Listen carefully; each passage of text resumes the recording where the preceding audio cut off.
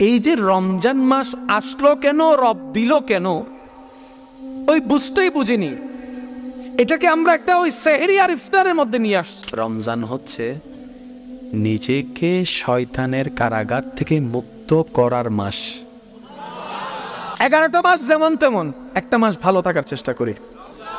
11 মাস মানুষ খারাপ মানুষ বলুক, আমার কোনো কিছু যায় আসে না, কিন্তু একটা মাস নিজেকে মানুষ বানানোর চেষ্টা করি।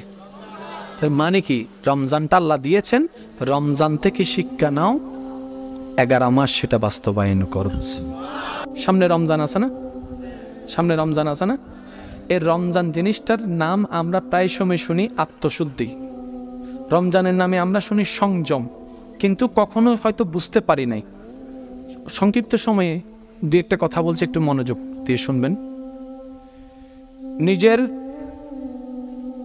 নোংরা আত্মাকে, মনকে পরিশুদ্ধ করে রবের প্রিয় বান্দা হওয়ার সুবর্ণ সুযোগের নাম রমজান মাস। শয়তানের কারাগার থেকে নিজেকে মুক্ত করে রবের প্রিয় বান্দা হওয়ার প্রচেষ্টায় কাজে লিপ্ত হওয়ার নাম রমজান মাস। আরেকটু জোরে বলেন না। আল্লাহর প্রিয় বান্দার লিস্টিতে নিজের নাম লিপিবদ্ধ করার এক সুবর্ণ সুযোগের নাম রমজান মাস।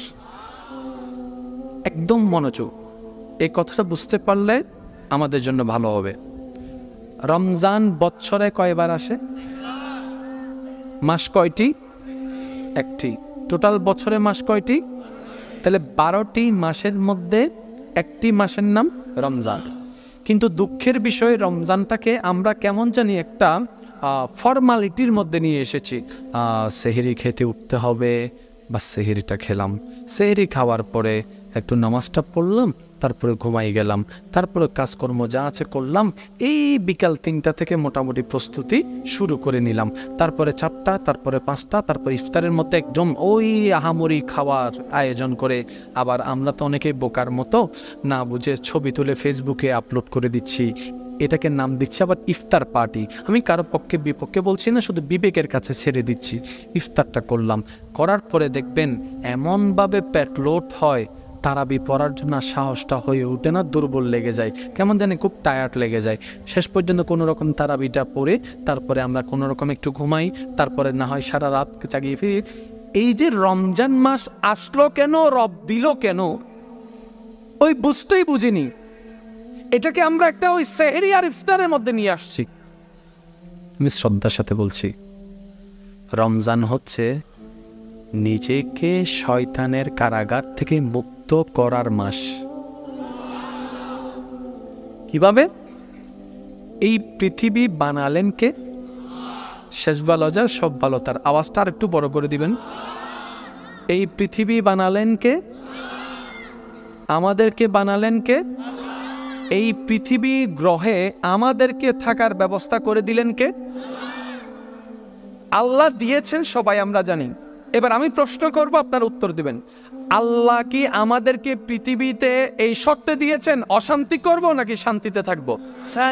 তাহলে আল্লাহর চাওয়া হচ্ছে আমরা শান্তিতে থাকি, শান্তিতে রাখি। কিন্তু দেখেন চতুর্দিকে সবাই অশান্তিতে। কেন?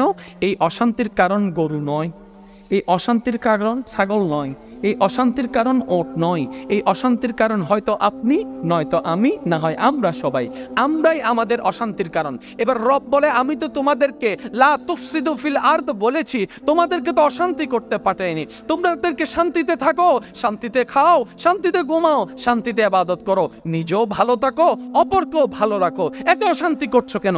আপনি যদি একটু ঠান্ডা মাথায় খেয়াল করেন, মানুষের কারণে অশান্তি হচ্ছে। তো মানুষের কি নষ্ট হয়েছে? কান বলে যে না, চোখ বলে যে না, হাত না, জবান না, নাক না, পা না, তো কি নষ্ট হলো?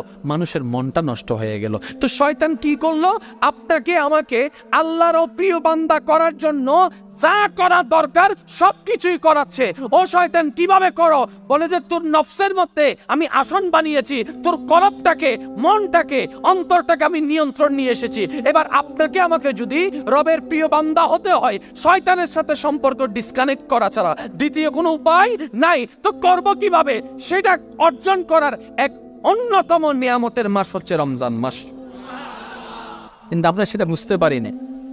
আচ্ছা বলেন, আল্লাহ আমাদেরকে পাঠিয়েছে ঝগড়া করার জন্য, ভালোবাসা দেওয়ার জন্য? 11 মাস আমরা কোনটা দিই? কিন্তু একটা মাস আসলে আমরা মোটামুটি ঝগড়া না করে থাকি। আমি বলবো না মাসটার নাম, আপনারা বলেন।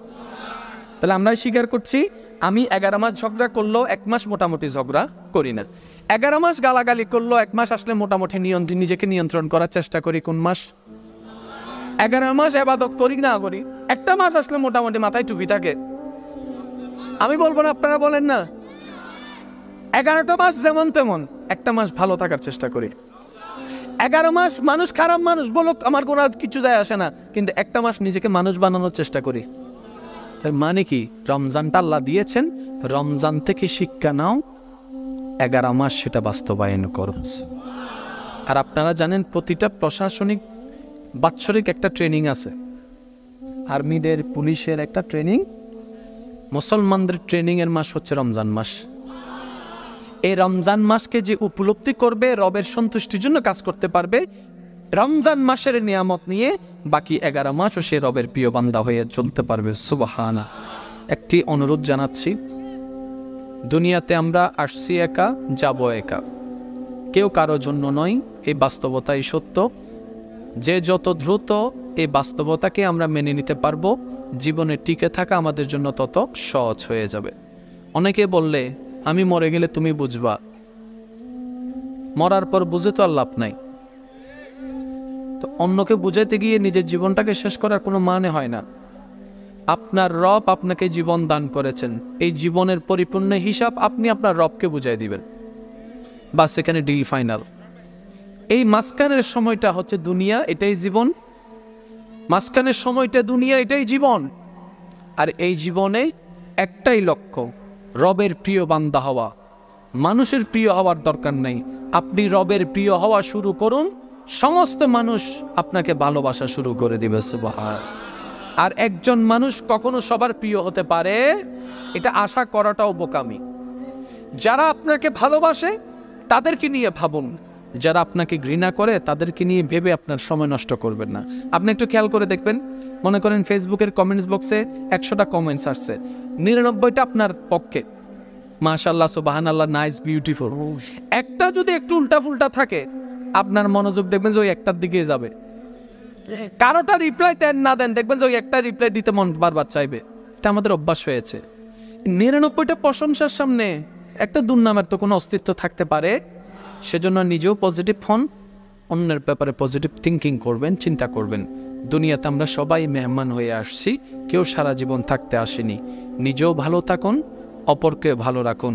অন্তত রবের কাছে বলতে পারবেন, ইয়া রব, তেমন কোনো ভালো আমল আমি হয়তো করতে পারিনি, কিন্তু তোমার সৃষ্টির সেবা করার চেষ্টা করেছি, তোমার বান্দাদের মুখে হাসি ফোটানোর চেষ্টা করেছিলাম। সুবহান আল্লাহ তাআলা আমাদের সবাইকে কবুল করুক, আমিন।